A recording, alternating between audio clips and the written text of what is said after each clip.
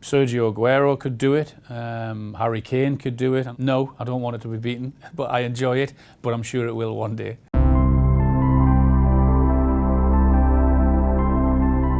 Hello, I'm Alan Shearer and I work as a pundit for the BBC. Back in my day I was a footballer, yeah, from 1988 to 2006. I was fortunate enough that I sort of went from one dressing room when I retired in 2006 from Newcastle into another dressing room, into the media side of things with the BBC, with Gary Lineker, or was it Ian Wright or Lee Dixon or Alan Hansen, as it was at that particular time. So I was slightly fortunate that going from that to that. But then you see a whole different side of things. I never understood the analysis side, how the pundits sort of got to it. You don't just rock up on a Saturday at 6 o'clock and watch half an hour of football and then talk about it at 10:30 on a Saturday evening. We've got to be in to watch the first games at midday, to watch the other games at 3 o'clock, and then at 5:30 you're taking notes, you give them to the editors, the time codes, etc. And then you've got to rehearse for maybe half an hour or an hour to make sure all that is correct. And then going on live TV at about 10:30 at night and making sure that you've got everything prepped and everything ready to go. So it's to be inside that and playing football and then being on the other side, then I'm one lucky lad, yeah. When I first signed for Blackburn, I was a young player trying to make my way into the game, so to have someone like Kenny Dalglish, who had been there, seen it, done it, delivered at Celtic and at Liverpool, one of the biggest stages of them all, and win trophies and be one of, if not their greatest ever player, Liverpool. So for me to work alongside him and learn from him, understand the game, him giving me little tips was brilliant for me in terms of getting me to a different level. And then on the other side, when Sir Bobby Robson came in, I was really struggling before Sir Bobby came in. I'd sort of lost my way in the game, I wasn't enjoying the game, I'd becoming one-dimensional, and then Bobby came in, and just something simple with the advice is I was too easy to play against. The defender I was just coming towards the ball all the time instead of spinning in behind him. Just that little bit of advice. On his first home game as manager in Newcastle, we beat Sheffield Wednesday 8-0 and I managed to score 5, and then I was back enjoying and scoring goals again. And so Bobby took Newcastle from fighting relegation into Champions League football, so he was a genius at man management, was Sir Bobby. I think everyone leads in different ways. Everyone has their own unique way. Some guys are shouters, some guys like to do it the quiet way, but I think what all leaders have to do is you have to produce. When your team or your person needs you, then you have to be relied upon to deliver when it matters. That's what good leaders do, and I think that's hugely important. So whether you're quiet, whether you want to be aggressive and shout in the dressing room, you also have to know who you're dealing with and the characters that you are dealing with. But the key to it is when a leader has to come to the front, that's the key. The role of the manager nowadays, because of the sums that are paid, the money that's paid to players, I think man management style is more important now than perhaps the coaching side of things, because you've got very good players, you've got to mould that team, you've got to do what you want to do in terms of the way you want to play. Pressure's huge on managers now, so getting the best out of your players every single week, every single year is not easy, and it's difficult, and that's how the best stay at the top. Well, a lot of clubs now have a director of football, whereas when I first came into the game, my debut was 1988, the manager did everything. The manager did the scouting, the signing, the training of a lot of the youth team, the reserves. The manager's job was the whole football club, whereas nowadays you have a director of football that can take care of signings, can take care of negotiations, etc, and leave the manager to try and coach and get the best out of his players. So hugely important you have that good relationship.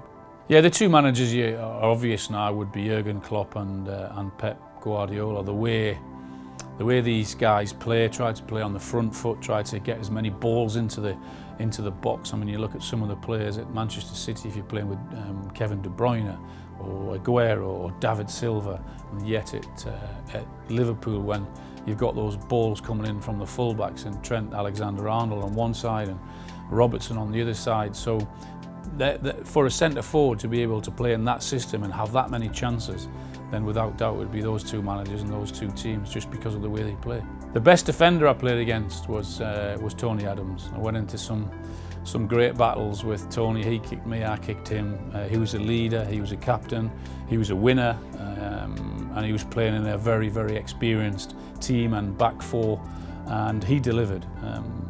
In terms of other positions, Zidane was just incredible. Zinedine Zidane, when I went up against him, England, France, some of the things he could do with a football were just ridiculous. Left foot, right foot, touch, technique, control, it was just amazing. Do I think the record will be beaten, 260? I'm sure it'll be beaten one day, but I do enjoy seeing my name at the top of the list. Sergio Aguero could do it, Harry Kane could do it. I know he's injured at the minute, but their records are phenomenal. I don't want it to be beaten, but I enjoy it, but I'm sure it will one day, and when it does, I'll be the first to shake that person's hand. It's an incredible opportunity for England, playing their group games at Wembley. We did the same back in Euro 96, and when you get on that roll, when the crowd get behind you, we didn't win our first game, we drew our first game in 96 against Switzerland. But then we just felt the momentum growing and we thought we're onto something special here. So I'm hoping that it's a similar sort of atmosphere and England can get off to a good start, the crowd can get behind them, and then they might have to play, if they're fortunate enough to get through to last 16, then quarter-final, then they again hopefully play games at Wembley with a semi-final and of course the final. So it's a big opportunity for England. If you want to let that affect you in terms of because of the demand, because of the pressure on you, then it'll work against you. If you want to embrace it, once the crowd get behind you, the players I'm sure will really enjoy that and take it all in. And of course, once that happens, it gives you huge confidence. So I'm hoping it works as a positive rather than a negative. The interests that I would do now would be media. Having been lucky enough to work as a footballer, call it work, it's not really work, having to be a professional footballer, but then going on to the media side of things, you totally see a different side of it. I never really understood how it worked when I was playing. You now go into it and see the production side of things, the editing side of things, and all of that I just thought of happened. So without doubt, the media now for me. It's very different now. Social media has changed a lot. Everyone has an opinion. If you're a professional footballer now, it's easier to get your opinion out there, something you want to say, you put it out straight away on social media. The number of live games that now, I mean, there's a live football match basically on every night of the week now, whereas when it started back in 1992, the Premier League, it was one Saturday, perhaps one Sunday if you're lucky, but now there's a live football match on every day of the week, and so from then to now, it's vastly changed. There's no getting away from it now. There's a TV, there's a match on every programme, different channels, whether that's BBC, whether that's Sky, whether that's BT, whether that's Amazon coming into it now, or whether it's Premier League television, which is all around the world now. So it's there, it's in your face. The football is basically instant every single day. No, because I give everything. I worked extremely hard. I was very, very fortunate and lucky to be paid to play football. I would have played football anyway, even if I wasn't a professional. So then to get to the level that I did, it was because of determination, attitude and hard work. The easier part is actually getting to the top. The hardest part is staying there, because everyone knows who you are, everyone knows what you're good at, what you're not so good at. They all study your game and how to stop you. So that's the most difficult part, is actually staying at the top. Yeah, I think it's really important for the students to have that education.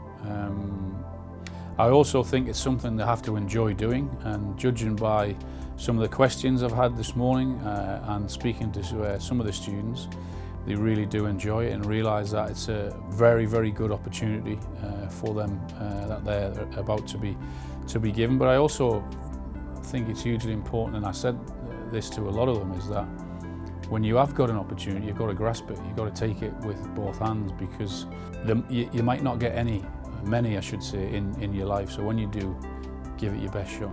Don't have any shortcuts.